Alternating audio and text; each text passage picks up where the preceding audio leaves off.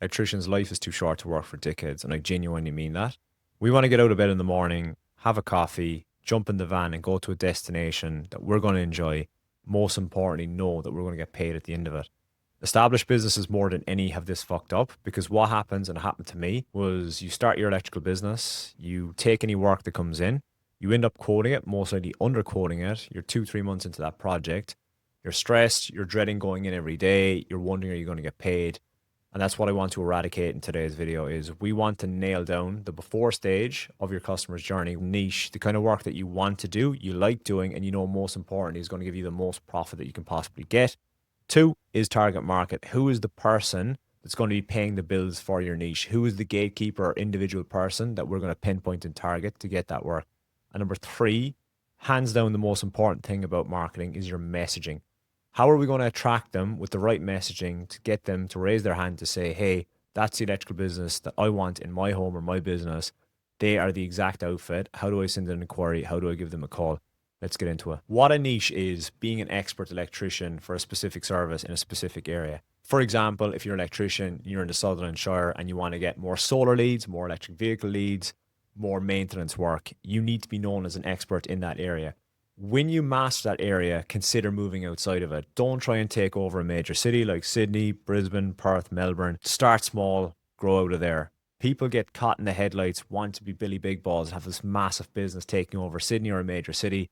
You need to crawl before you walk. Before we bite the hand that feeds us, we do not want to cut off our income. So if you're working for a shitty builder that you want to get rid of or a shitty real estate agent you want to get rid of, do not shoot them down until you've got your niche mastered, you've got leads coming in for your niche, or you've got that flow of work that can replace them. It's a rookie thing to do that all of a sudden you go, bang, don't want to work for that builder, bang, don't want to work for that real estate agent. You've just cut off some income. Even though you may not want to work for them, it's very important we keep that cash flow coming in while you work on your niche. Specialist electricians get paid more than general electricians, and it's no different to the medical industry where if you've got a cardiologist, they're going to get a lot more money than a GP because they're specialized, they spent the time, they're renowned for that. If you've got a problem with the ticker, you're going to be going to a heart surgeon. You're not exactly going to go to a GP and say, hey, you're going to do a half the price. You can have a crack off this. Your life is on the line. Mind you, some of my old clients probably would have taken them up on that. When your business is renowned for an electrical service, again, let's just say solar, your business becomes very, very easy to refer. Let's say you've got a network, be it a networking group or else other trades.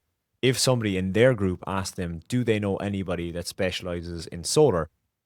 You come top of mind. The reason is you've got the credibility, you've got the reviews that are tailored around it, you've got the content on your website that's around it. Systemization of your electrical business becomes very easy when you are a niche business because the leads that are going to come in are going to be all pretty damn similar. So what happens is they move along the flow, how the call is answered, how the email is answered, how they're into the job management software.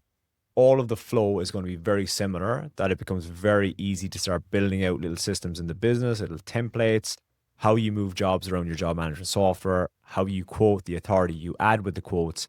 All of that becomes so simplistic. One of the parts I love about niche the most is it's going to make your electrical business so easy to market because you're sticking to one core service. You're not there saying we're all things to everyone. We are specialists at solar, etc., etc. That is going to tie into part three, which is messaging. So now we're going to crack on to target market. Niching is the type of work. Target market is who's controlling the work or who's paying the bills, most importantly. So again, let's stick to the solar business. We are going to be dealing direct with a client. If we were not direct to the client, like a homeowner, we would be dealing with strata or a real estate or a builder or something like that. Now, with targeting that, you've got a gatekeeper in the way, which is very important. So we're not actually targeting the in-person, which would be the manager. We would almost be targeting Judy, who sits at reception. We need to get to know Judy very, very well because only Judy is going to open the gate and let us through to that property manager. So it's very important you get very, very granular with your target market. I get oddly granular with my target market. I know my target market is a female. She's 46. She drives a Mazda, lives in the inner west. I won't get into anymore. I get my clients to get extremely granular with the target market. Now, by that, what I do is with a simple prompt, we go through a little formula.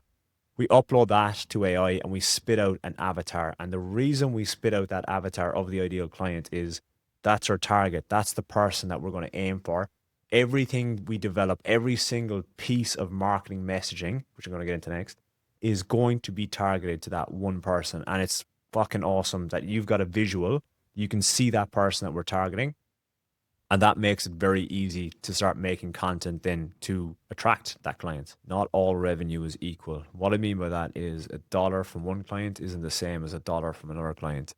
Why I get very specific on attracting clients that they come to us is clients are going to make or break your mood or your day or your job, as I spoke at the start of this video. And that means if you've got a punish of a client, it's going to be not difficult just for you. It's going to be difficult for your staff, for your mentality, all of that. So I don't see dollars as equal value. I always want to work for the best clients. I've got qualifiers in my electrical business. It stops me working with shitty clients. They don't make it over the hurdles to get to that stage where I'm giving them a quote. I disqualify them immediately, get rid of them. It's not worth the mental strain. As I said, life is too short to work for dickheads. That's why messaging is so important, which is part 3. Messaging, in my opinion, is hands down the most important part about marketing. For example, I started this video by saying electrician. Had I said carpenter, would you have watched this video if you're a Sparky? I don't think so. That was intentional. That's what I want you to do with your marketing, is be extremely intentional with your messaging. Now, I'm going to give you an example of messaging and why it's so important. Let's give an example of shampoo. We've got somebody that's got frizzy hair and they need shampoo. They walk down the aisles in Coles or Woolworths. They're walking down. They've got 2 bottles on the shelf. One just says shampoo. The other says shampoo specific for frizzy hair. What shampoo are they going to choose? Obviously, the frizzy hair shampoo. And that right there is 101 of marketing messaging. Being very, very specific, being very, very clear on what you do. And what this does as well is, if your messaging is correct, we want to repel the wrong type of client. If you're getting really bad leads coming through to your website, your messaging is most likely off. If you're saying stuff like free quotes, we beat any quote, we will not rip you off, this kind of shit, you're going to attract the wrong type of client. You're going to attract D-grade, bottom of the barrel, tire kickers, take you for a ride kind of clients.